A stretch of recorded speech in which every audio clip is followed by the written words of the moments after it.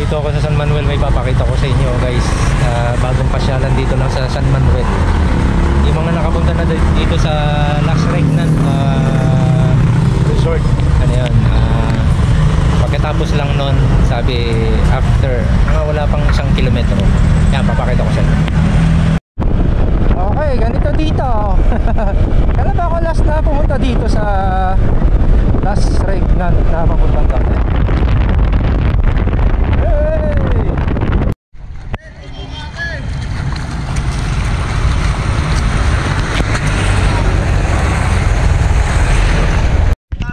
Okay, shout out natin ang mga taga San Manuel po. Ayan o. Masisipag na magsasaka dito sa San Manuel. Ilang hektarya sir ang ganyan kayo tinanim nyo? Saan sir? Ilang hektarya po? Bali 4. Ilang araw na kayo nagaganyan? Bali Hanggang anong araw yan sir? ay mamaya lang ito sir. Tapos na? Tapos na, lilipat natin kami ng iba na naman. Okay. Ayan. Sige po, good luck at thank you. Sisipag nila oh.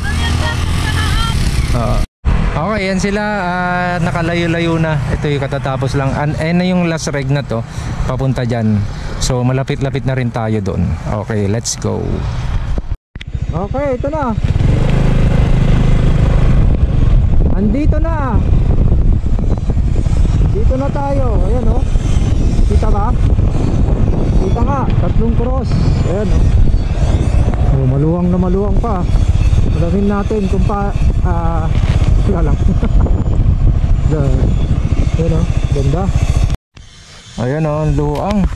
Luang guys, San Manuel, Isabela, Barangay Santa Cruz. Oh, di ba? Bagong pasyalan guys. Pagkatapos lang ng Las Regnan to. Ang 3 cross. Tanong natin dyan kung anong tawag dyan. Okay, panik na tayo. Tanong natin kung anong tawag dito at kung bakit pinatayo ito. Ano?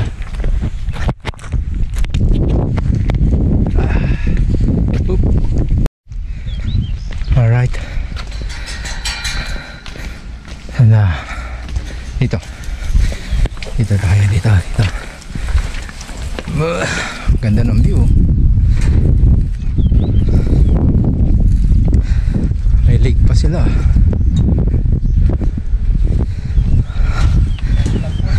Oo. Okay, shout out to kila kuya. Taga San Manuel po kayo mismo? Dito lang din sir. Santa Cruz to, no? Barangay Santa Cruz. Okay, ito. Hello kuya. Kuya, may tatanong lang ako. Ano ba tawag dito sa lugar na to? Ito mismo? Golgota sir. Golgota? Teka, parang narinig ko na yung pangalang ganyan eh, Golgota. Oo nga, Golgota. Hindi ko alam kung ano. Mamaya, ito daw pala ay tawag sa lugar na to is Golgota. So mamaya titignan natin sa Google. Yan ha? Hindi, sa mga, sige ako na bahala doon. Golgota ang pangalan ng lugar na ito. Ayon kay sir. Ito 3 cross. So ibig sabihin, yung mas mataas siyempre si Jesus, tapos yung dalawang alam nyo na, yung kawatan. Ayan. Sir, ano bang history nito? Konting ano lang, bakit pinatayo to? Bakit nagkaroon ng ganito dito sa San Manuel? Bakit itong pinili? Ano bang Sa pagkakalam ko sir, doon sa may-ari, parang ewan ko kung napanaginitan niya ba o vision po yata. Okay, vision. So itong lugar na to, yan mga yan, is private land. Private land po sir. Okay, pero sa ngayon pinapayagan yung mga talagang pinapayagan pumunta dito. Opo, open naman po sir. Open, walang bawal. Wala pa naman. So ibig sabihin, anong maliban ho dito sa attraction nyo na 3 cross, ano po ba medyo ilalagay pa dyan? Ewan ko sa baba po sir, sa kanya din yun. Sa kanya rin yun? Yung lake? Opo sir, opo. Talaga? Baby dam po yan sir. Ha? Baby dam po, pero kasali po. Parang man-made lake ano? Ayun. Sir, anong pangalan mo? Gusto mo ba i-shoutout ang pangalan mo? Anong pangalan mo? CJ po. CJ, ikaw sir? Rex po. Alex. Rex. Ay, Rex. Ayan. At ikaw, sir? Dexter Domingo po. Yan, nice Shoutout sa nice mga meeting you. Yan. Followers ni sir. Salamat. Ano pangalan? Dexter Domingo. Dexter Domingo. Yan, shout out po sa inyo. Sila po yung nagtatrabaho dito. Tara po. Panik tayo. Oh, di ba? Ayan oh. Golgota. Narinig ko nga yung pangalan niyan, ano. Ang ganda ng view, guys, oh. Oh. Isa daw tong private land. Ayun yung Las Regnat, oh. Ayun, nakikita nyo. Nakikita ko. Ito yung hidden Valley camping. Yan. So mamaya do-drone natin yan. Tingnan natin. So marami pang. Kailan to nagsimula, sir, pala?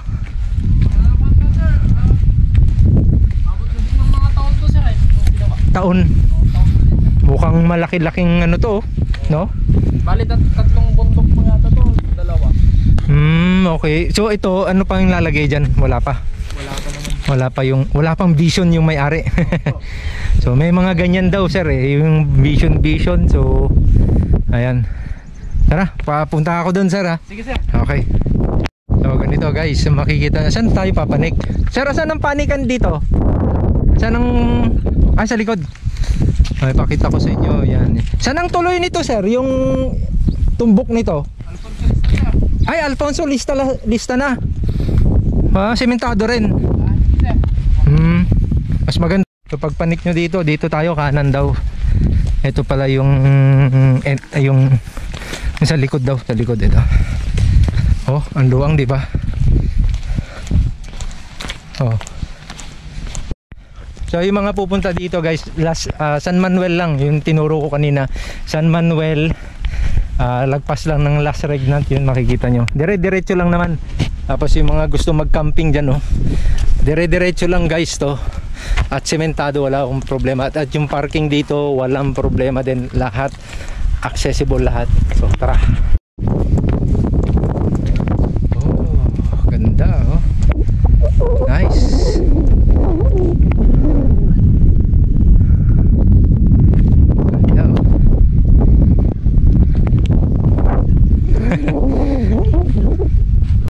Shout out sa inyong dalawa, sir. Naistorbo ko kayo, ha. First time ko kasing yan. Si ma'am saka si sir yan. Taga saan po kayo? Quezon Isabela. First time nyo rin dito? Oh, parehas pala tayo. Maganda rin dito kung medyo may lilim, ano. Ayan, ganda, guys, oh. May vision daw pala yung may-ari. Kaya pinatayo to. Ayan, oh. Sige, sir, nice meeting you. Sige, ma'am. Ayan, oh. Ganda, guys, dito, oh. Oh.